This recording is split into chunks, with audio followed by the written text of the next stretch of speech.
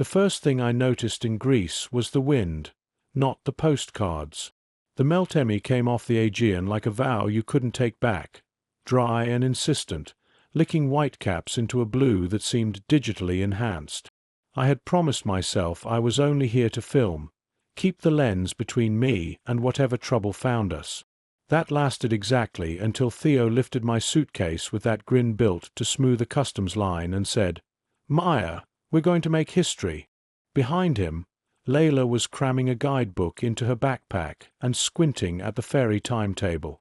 She was fresh from Cambridge and still held her shoulders like someone expecting to be called on. The fourth member of our little crew, Costas, was late, which was apparently a fundamental property of Costas, according to Theo. He waved off my concern and pointed toward the port where the blue ferries idled like dozing whales. "You'll like him. Ex-army turned mountain guide. A Cretan goat could follow this man to safety," Theo said. "And why do we need a mountain guide for a film about flooded caves?" I asked. "Because the caves are in the mountains, Maya, and because people have been guarding those caves since the Bronze Age." His grin dimmed just enough to make me wonder whether he was teasing me or warning me. A whistle shrieked. Our ferry leaned against the pier, ropes ratcheting, and Costas materialized, olive skin tanned to leather, a neat graying beard, faded blue cap pulled low. He shook Theo's hand with a squeeze that was half test. "You brought the cave scholar," he said, nodding toward Layla. "I brought the cave scholar," Theo said, "and the best documentary filmmaker in London." "I make rent," I said. We boarded, found room on deck, and watched Athens withdraw into haze. Layla's hair blew in her face, and she kept pointing to islands, whispering the names as if they were keys. Kia, Kithnos, Seraphos. I tried to begin a talking-head interview with Theo, because that's what producers in my head demanded, but Theo wouldn't talk on camera except in orchestrated bursts. I had known that and come anyway. He had charisma that made investors sign, waiters comp dessert, and customs officers forget their questions. We were not friends, exactly. We'd been pulled together by a story.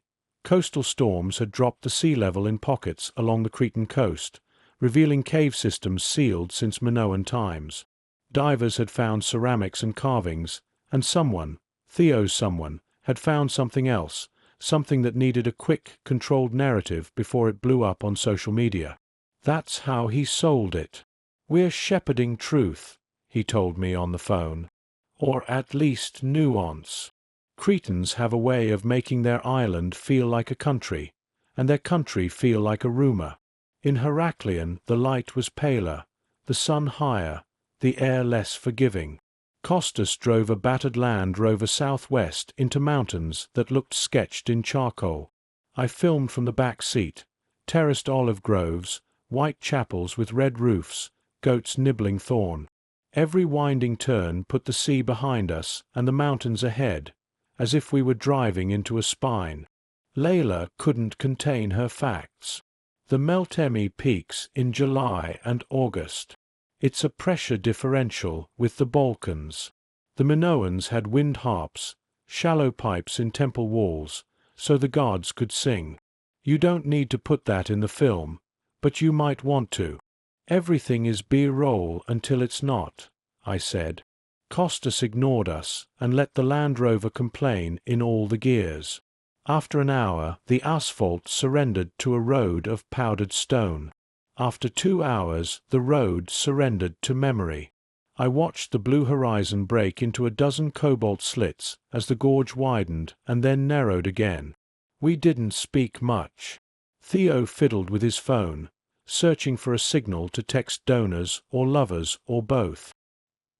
He had Greek roots but grew up in Brussels and wore linen like an apology. We reached the village at dusk, 5 stone houses clinging to the side of a gorge like stubborn barnacles. There was a cafenio, a chapel, a cistern. Headscarves turned when we passed. The owner of the cafenio, an old woman with knuckles like walnuts, set out glasses, a jug, and a plate of boiled greens without asking what we wanted. She poured raki for Costas like he needed it, then for Theo like he didn't, and nodded when Layla said Efcharisto too formally. "Tomorrow we go down," Costas said, pointing his glass at the darkness. "The cave is awake when the wind is loud." "What does that mean?" Layla asked. He shrugged. "You will hear." That night we slept in a rented room above the Cafenio. I listened to the island talk, the clank of chains, a bell for goats, the wind worrying at every corner. I texted my assistant in London to check the cloud sinks and ignore any calls from a Belgian country code. Then I turned my screen to airplane mode and stared at the ceiling fan until it dropped me into a sleep that felt only half voluntary. We left before dawn with ropes, helmets, and a coil of cable that looked too thin to trust. Costas led, moving with the patience of someone who had learned in the army that quick was noisy and slow was safe. The gorge was a series of abrupt decisions. Drop, cross, cling, breathe. Layla handled the climbing with textbook precision. Theo pretended to be better than he was. I pretended my legs weren't shaking and pointed the camera whenever I could inhale without tasting rust. The cave mouth was not a mouth so much as a whisper, a slit in limestone behind a screen of balsam spurge and prickly oak. Costas showed us how the rocks were scraped where people passed, the marks polished by years of shoulders and baskets. This had been a hiding place, a cache, a confessional. We waterproofed mics and double-checked the lights. Costas ducked in first. Wind met us inside, cooler, coming from somewhere we couldn't point at. Our headlamps shook on ceilings cut by centuries of drip, drip, drip. It is hard to film in caves.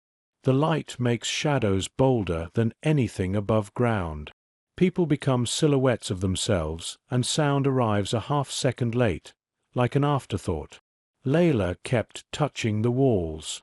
Theo tried to look reverent and ended up looking like a man rehearsing reverence. We followed the cave down through a series of shallow chambers until the floor sloped and the rocks sweated.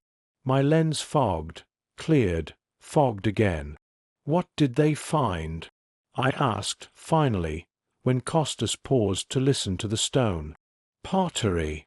Carvings." He made a face like those were obvious.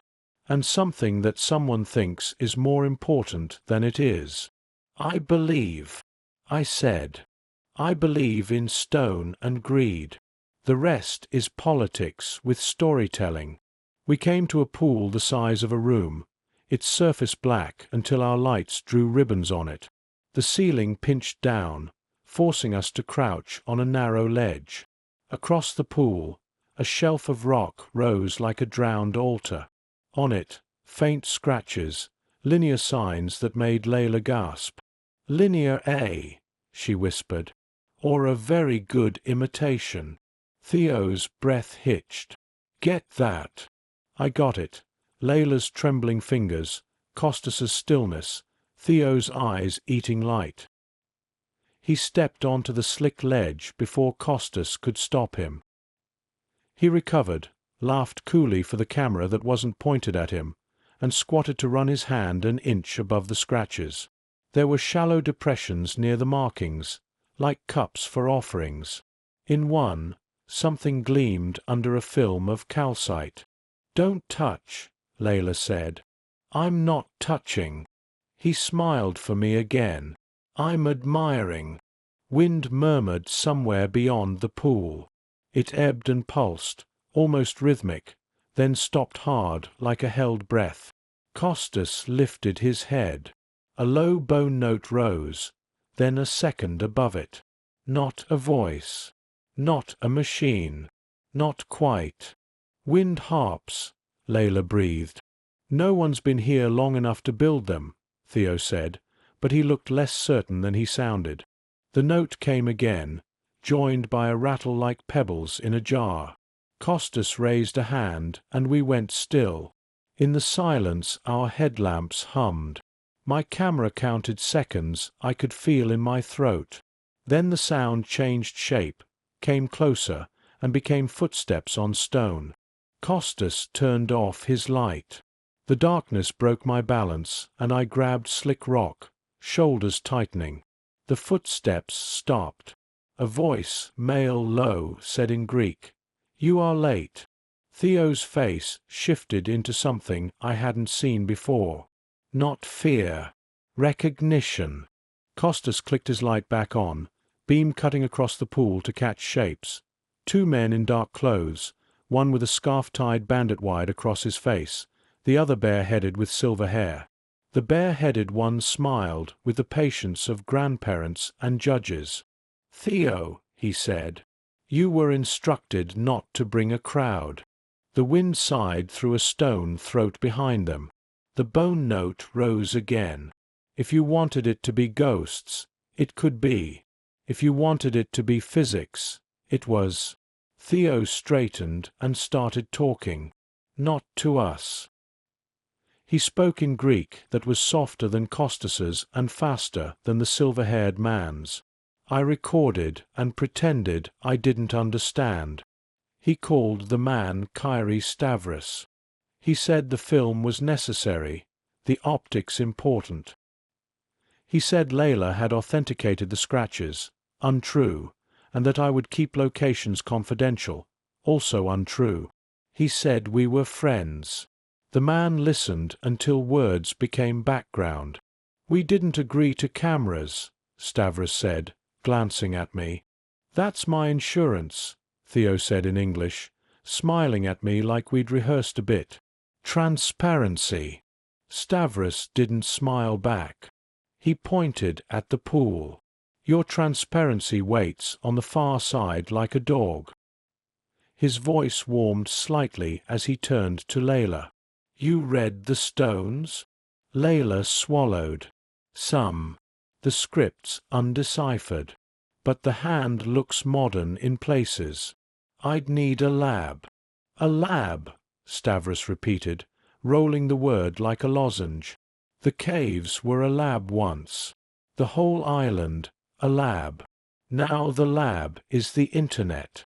Costas stood close enough to me that I felt the slow tide of his breath. "Stay behind me," he said, too low for anyone else. "We're all on the same side," Theo said brightly. "We're caretakers." Stavros cocked his head. "You like that word. It's what we are." "No," Stavros said, almost kindly. "You like the word because it keeps you from saying the one that makes you small." Layla looked between them. "What word is that?" "Smugglers," Costas answered, not moving. The scarfed man bristled. "Watch your mouth," he snapped in Greek. Costas met his eyes without blinking. "I am." The negotiation performed itself to a stalemate. Theo gave money, folded, not transferred. Stavros gave information, times, tides, a name, Calypso. He told Theo that the important shipment would move when the wind swung north and the meltemi pinned the coast flat. He said the caves had sung louder than usual and the villagers were nervous. Then he caught me filming his mouth and smiled a politician's smile. "You will blur faces," he said in English. "I blur truths," I said before I could stop myself. His smile didn't shift, but the air around us cooled. "Then you will understand that not all truths want to live in the same house. Fetch your dog, Theo." We backed out of the chamber by inches. The notes in the stone tunneled after us, lower now, threading the steps of our retreat. Above ground, the wind scissored the gorge clean of echoes. We said nothing until sunlight scaled the cliff and set our gear blinking. Theo finally exhaled and tried a laugh. "Fun," he said. "I lowered the camera. You lied to us. I curated." He turned to Layla. "You authenticated." "I did not," she said, sharp enough to cut. Costas peeled off to scan the lip of the gorge. When he returned, he was carrying a sliver of weathered wood filled with drilled holes. A wind harp, small enough to hide in a jacket. "Physics," he said to Layla. "But if you leave it alone long enough, physics becomes theology." Layla took it, turning the holes toward the wind. The harp sang. I saw gooseflesh run over her forearms. "Who put these in there?" "People who want caves to hiss when strangers come," Costas said. "People who want to believe the island is still listening." We hiked back to the village with the sun crunching our backs. The Cafenio owner placed another jug on the table without being asked. She watched Theo count his coins like someone measuring a wound. "What's Calypso?" I asked. "A boat," Theo said, too fast. "A ruin, half sunk near Spinalonga. It's a staging point." "Spinalonga?" Layla asked, eyes lighting. "The leper colony." "Former," Costas said. "But the walls remember. In the old days, people paid to send loved ones there and then paid to send them letters. Money recruited mercy. Who are you paying now?" I asked Theo. He looked at me as if I'd wronged him. "Maya, don't do that thing. The thing where you pretend you don't understand that every museum in Europe is built on this kind of negotiation." "I'm not a museum," I said. "And you didn't tell me I'd be filming criminals." "Alleged," he said. Costas, who had been drinking his raki like a clock, set down his glass. "Enough," he said quietly. "You think Stavros is the top of the mountain. He is the path to the mountain. If you are going to climb, say your prayers now." "What prayers do you say?" I asked, only semi-mocking. He considered. "I say the names of villages that no longer exist. It reminds me what can vanish while everyone argues about what is important." We booked rooms in Alaunda, near the bay that faced Spinalonga. Theo took a call in the courtyard and Pace smiled in 3 languages. Layla disappeared into notes. I showered and navigated the guilt of letting salt wash off skin that hadn't earned it. When I stepped out, Costas was waiting on the low wall with a cigarette. He didn't offer me one. He looked like a man who had quit 1,000 times. "You should know," he said, eyes on the evening. "If something happens tomorrow, I will ask you to give me your camera and walk away. You will say no. I will take the camera anyway. It is best we have the argument now." I laughed, then didn't. "Who are you?" He said nothing for a long moment, as if listening to the wind's next sentence. "You know those maps in tourist shops," he said finally. "The ones that show only beaches and tavernas. And then the other maps, the ones in the trucks of old farmers, with goat tracks and wells and winter roads. I am the second kind of map." "Meaning?" "Meaning I know where the mountain moves when people push it. The ministry knows me. The police know me. Stavros knows me. I am trying to let all of them live long enough to be angry with me." "You're a cop." "No," he said. "Cops need permission." He stubbed out the cigarette. "But if you want to call someone tonight, call them. After tomorrow your phone will bring wolves." I didn't sleep. I lay in a room that smelled like salt and hot stone and listened to scooters gossip down the lane. I thought about Spinalonga, a fortress peninsulaed into an island by engineering and fear, then turned into a community of the condemned who married and cooked and wrote letters with hands that shook. I thought about the holes drilled in wood and how a wind could be taught to speak. We left at first light in a borrowed dinghy with an outboard engine that coughed like a smoker. The bay was sheeted, the meltemi ironed flat. Spinalonga's walls rose ahead, honey-colored and stubborn. A cloud passed and the water shaded teal. There were other boats, tourists, fishermen, each pretending anonymity. Theo drove and Layla held the wind harp so that it sang just under hearing. Costas scanned the water as if reading underlines. "Where's Calypso?" I asked. "On the far side," Theo said. "Shallow inlet. We go in, we film the exchange, we leave." "We?" I asked. "I'm paying," he said. "I should be the one who pays," Costas finished. "Yes. Pay with your face, Theo. It is what you're best at." We threaded between the main island and the smaller rocks like we were sewing a wound closed. In the inlet a shape slumped beneath the surface, a small fishing boat with its spine broken, half its ribs showing in water clear enough to shame mirrors. Two men sat on a low stone ledge above it, legs dangling like punctuation marks. One of them was Stavros. "On time," he said, as if we were dinner guests. He pointed to the submerged deck of Calypso, where a crate lay mummified in algae. "Bring it up and we'll talk." I could have said then, "It's a trap." But there are traps you only see at the angle your life doesn't take. Theo stripped to his shorts like a man who skied Davos and dove Mykonos and believed that all water forgave. Costas put a hand on his arm. "I dive," he said. "You're older," Theo said, all friendly insult. "I am old enough to count to 2, Costas said. "One diver brings the line. 2 divers bring the crate. Layla stays in the boat. Maya films nothing." "Excuse me," I said. "Nothing," he said. "Walls are watching." I tilted my lens toward my own knees. Over the dinghy's side I could see small fish attesting to our presence. When Costas slipped into the water, he moved like he was returning a library book. Theo followed, a cleaner splash. They disappeared, and time arranged itself into thin, brittle sheets.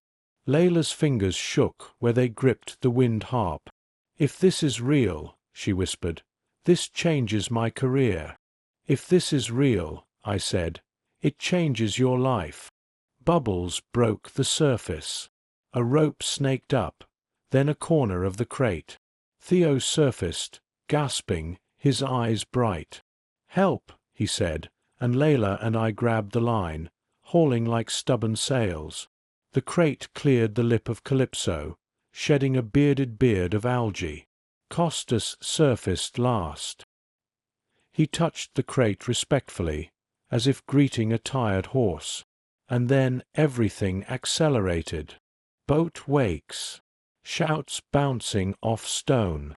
A horn blowing long from the far side of the bay, answered by another, low, bone deep. Men stood where men hadn't stood a minute ago, on the wall beyond, on a path that had only briefly been a path. Cameras, phones, blossomed like weeds. Somewhere, behind us, another dinghy engine gnashed teeth. Costas's hand was on the crate and then on my shoulder, strong enough to bruise. "Down!" he barked. Something cracked against the rock where my head had been. Theo swore. At me, at the universe, at the algebra of cause and effect. Stavros didn't move. He watched, patient as a king.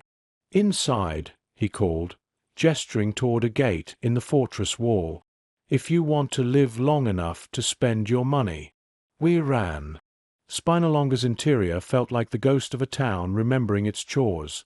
Narrow streets of flaking stone, doorways framing blue. The leper colony had become a museum, but early hour and bad luck made it ours. Stavros led us through a corridor that smelled of wet plaster and lemon disinfectant left over from some earnest cleaning. He carried the crate under one arm as if it were a baby he had decided not to claim. "Here," he said, ducking into a room with windows that faced nothing but wall. He set the crate on a table that had once been a door. "Before we discuss custody, I have a story." "We don't have time," Theo said. "The mountain has all the time," Stavros said mildly. You have minutes." He nodded toward a glass case on the opposite wall. Inside, a letter was displayed, ink-browned, Greek cursive slanted fiercely. I moved closer despite myself. "A woman wrote that in 1932, Stavros said. She was sent here when the lesions erupted along her jaw. She asks the mayor of her village to bring her daughter for a visit. She writes about fish soup and wind and the way laughter lives in walls. She writes that the priest has promised to marry her to the man she loves, even if his hands must be wrapped in cloth." Layla's eyes shone. "I read about her." "Good," Stavros said. "She died in 1936, after the Italians shelled the harbor by accident.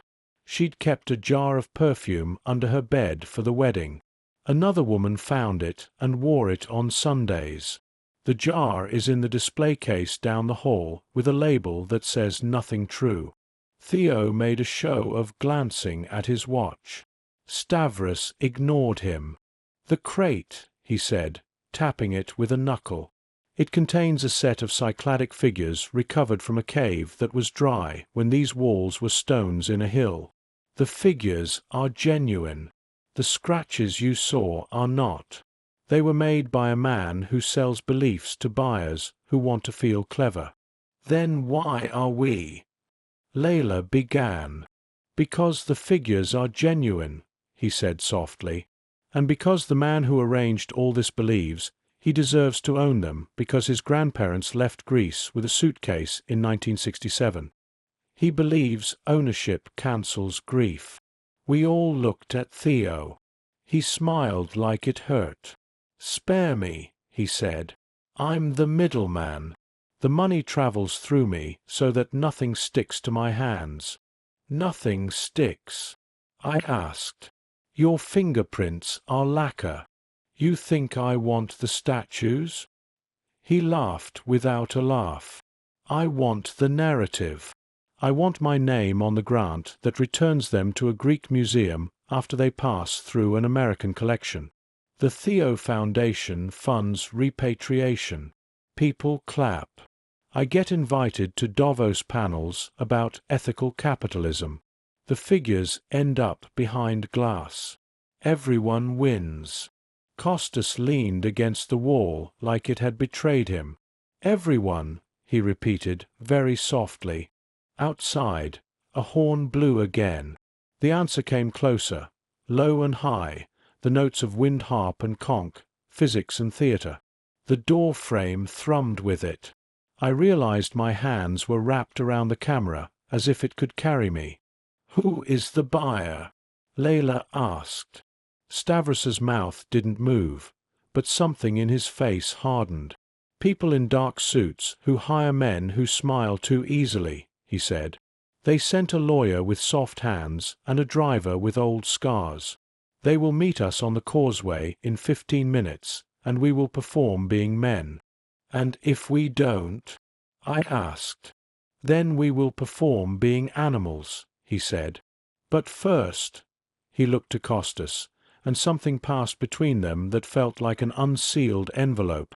Costas straightened. He unzipped his windbreaker and pulled out a small metal badge most people would have missed. He showed it to no one and everyone.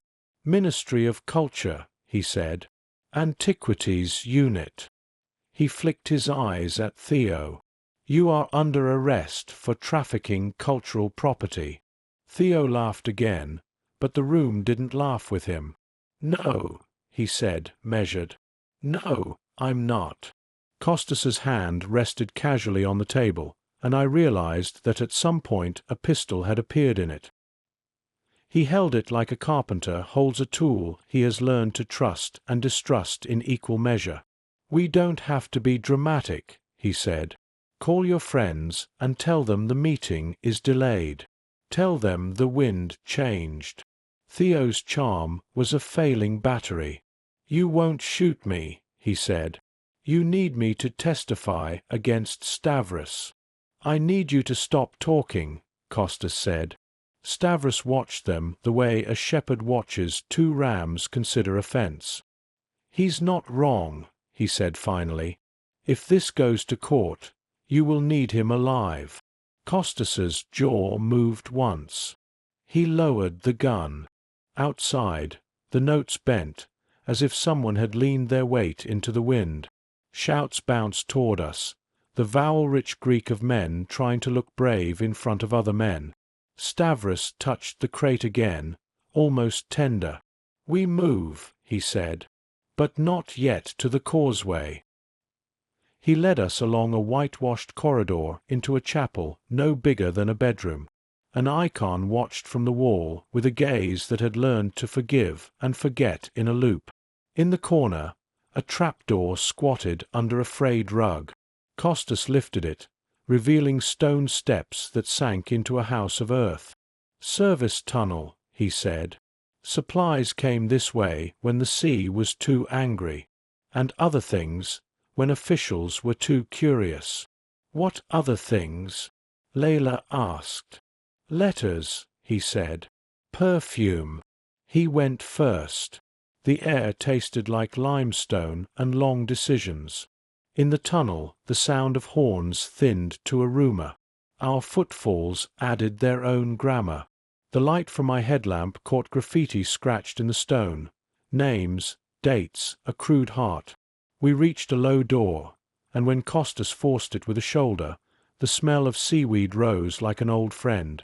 We emerged into a hollow between the outer wall and a slice of shore no wider than a car. The water lapped at stones in a way that made me want to apologize for my shoes. A small skiff waited, rope looped around a ring set in the rock. The rope looked new. "Whose is that?" I asked. Stavros didn't answer. Costas glanced at the ring, then at Stavros, then at Theo. There was a moment where everyone tried to hear the same sentence at once, and in that moment Layla said, very calmly, "There are two men above us." I looked up. Two silhouettes framed themselves on the parapet and then broke into motion. One of them dropped into the hollow like a cat and came up with a knife in his hand and a smile that meant nothing. The other stayed above, pointing a phone like a weapon. Theo's face rearranged itself into something eager. "Gentlemen," he called, "we have a change of—" The man with the knife lunged.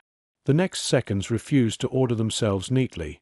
Costas stepping into the lunge, the knife kissing his sleeve, my camera smacking the attacker's ear by reflex, the attacker's grunt. The phone on the parapet moving closer to film, because everywhere is a studio now.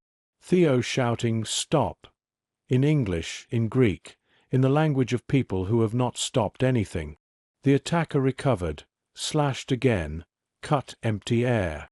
Layla swung the wind harp like a club, its drilled holes singing an ugly chord as it struck the man's wrist. The knife fell into the skiff with a sound that will live in my skull until I die.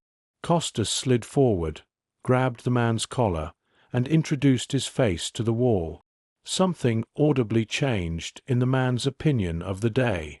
The phone above retreated. We heard footsteps scuff away. Stavros sighed, almost polite. "Children," he said to the air. We took the skiff. We cut the motor once we cleared the wall and drifted under a skin of sunlight that felt borrowed. The island's shadow dragged a cool hand over us and then let go.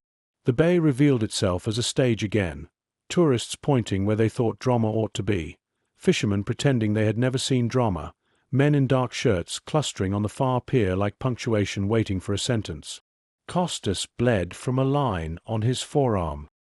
He ignored it with professional disdain.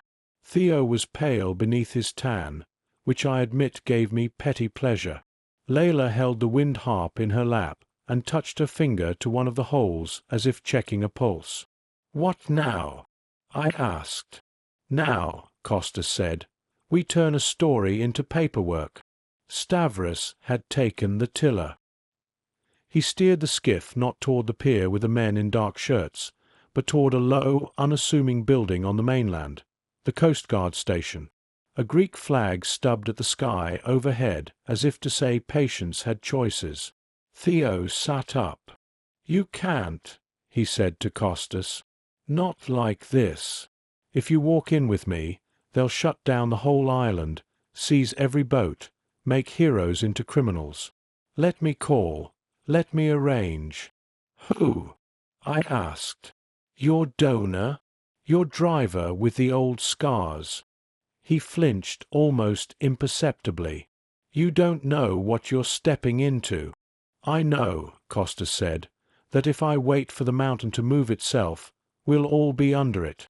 Stavros cut the engine 50 meters from the pier and let us glide. "I have changed my mind," he said conversationally. "I am coming in with you." Theo stared. "What?" "Tonight I prefer to be a witness rather than a rumor," Stavros said.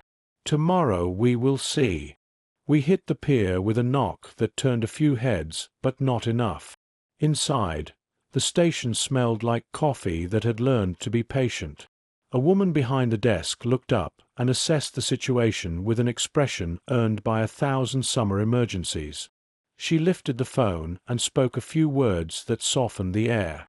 10 minutes later, a captain with a mustache carved by regulation appeared. He knew Costas. He knew Stavros. He attempted to know Theo and decided to postpone. He listened to a summary, then listened again, this time to the long version, sending an officer to bring the crate inside and another to pour more coffee. "You have videos?" he asked me. "I have a film," I said. "And a mess." "Good," he said. "Mess makes judges nervous." He took our statements with a patience that beat back time. When Theo tried to turn his into a TED Talk, the captain held up a hand. "Names," he said. "Dates. Not adjectives." We got to the part where the men on the parapet arrived. We got to the knife. We got to the skiff.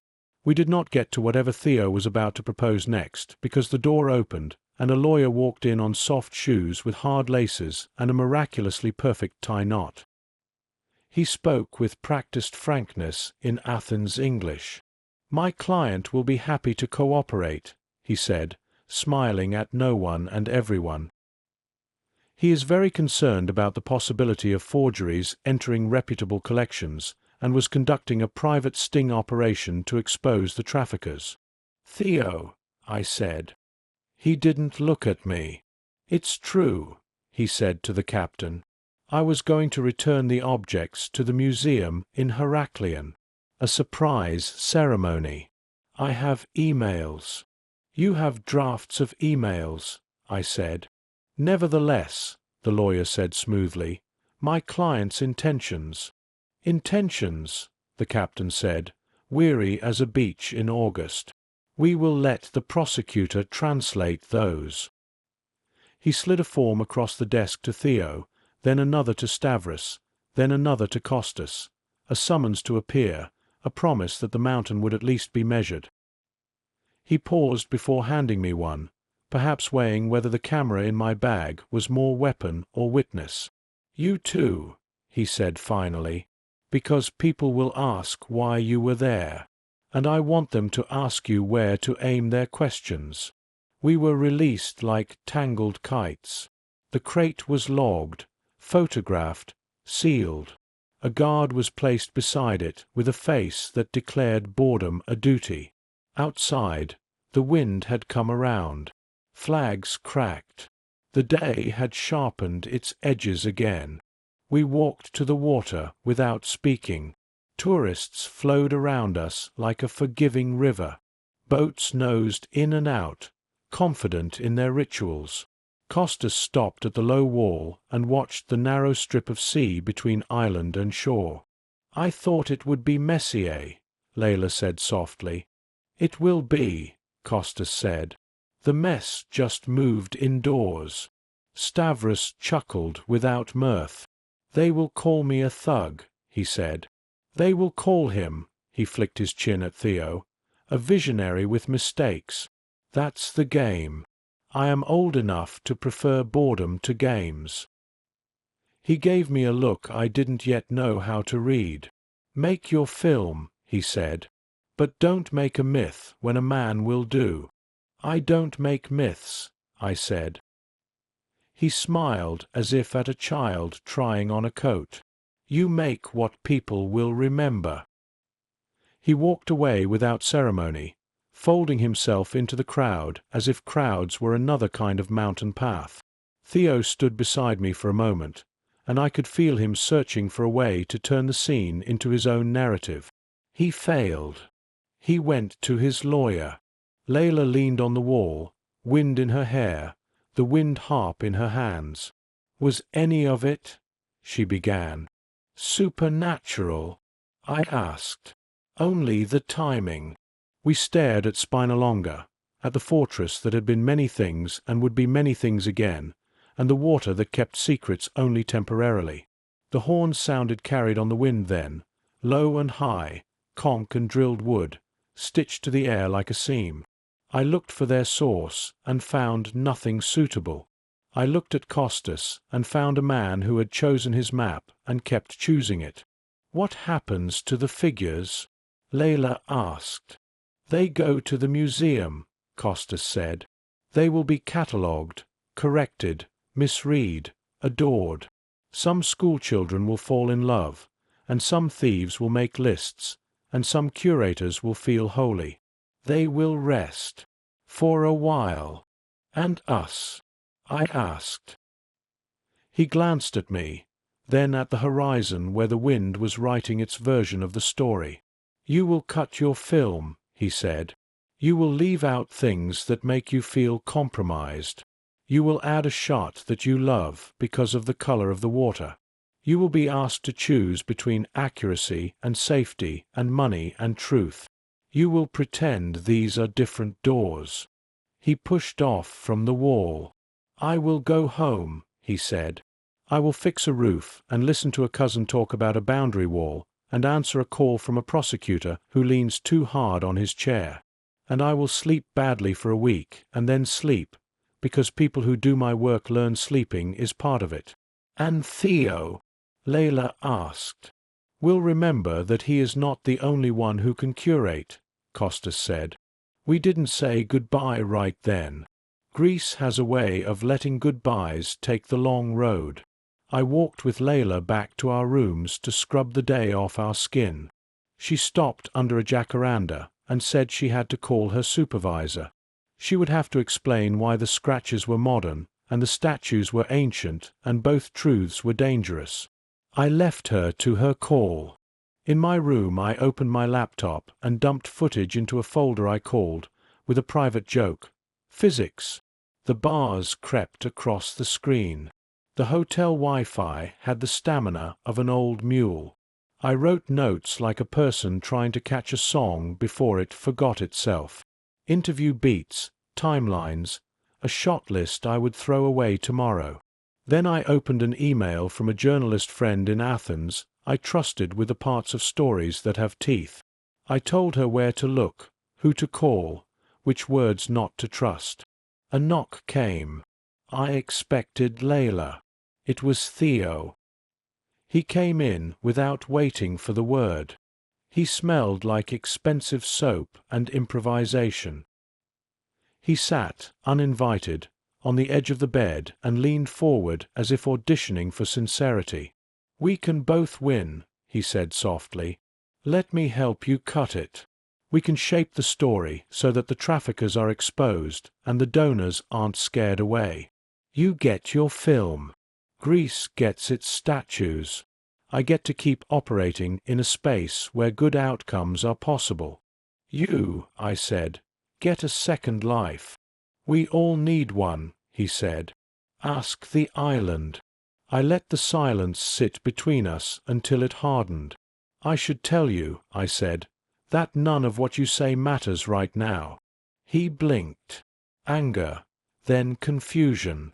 Because you're noble? Because I already sent copies, I said, to people who don't need you to like them. His mouth stayed open for a second too long. He laughed, but his eyes didn't participate. You think this is your movie, he said. It's mine. It's always been mine." "Not anymore," I said. He left without slamming the door, which I respected. I looked down at my hands and realized I was still holding the wind harp. Layla must have pressed it into my palms without my noticing. I raised it to the open window. The wind found the holes and wrote its music through them. The note was simple, unpretty, sincere. A dog barked somewhere as if arguing with ghosts. Days later, after the interviews and the affidavits and the quiet conversations with people who say, "off the record like a grace," I stood on a hill above Alaunda and watched a storm gather itself into a small grey guard. I thought about the letter in the case on Spinalonga and the perfume in the display down the hall with the wrong label. I thought about maps and mountains and who gets to move them. My phone buzzed. A text from my friend in Athens. Prosecutor files charges. Ministry claims victory. A donor announces new fund for heritage protection. A TV panel debates whether smugglers can ever be patriots. A hashtag trends for 6 hours and dies. I closed my eyes and heard the horns again. Not the staged ones, not the conches, but the old sound of wind arguing with architecture. A rational thing that can sound like fate. A physics that masquerades as a warning if you need it to, or as a benediction if you're tired. I wasn't sure which I wanted. I held the wind harp to the breeze and let it decide. If you wanted the whole story to be proof of something supernatural, you could say the cave sang us into danger and out again, that the walls of a leper colony chose a side. If you wanted it all human, you could say men with money and men with maps met in a storm of their own making and were forced into honesty by a woman with a camera and a guide with a gun. Both versions fit inside the same weather. Later that week I sent Costas a rough cut.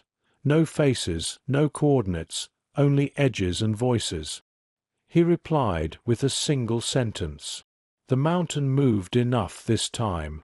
Then, almost as an afterthought, keep the wind. I kept it in the mix, not too loud, just there.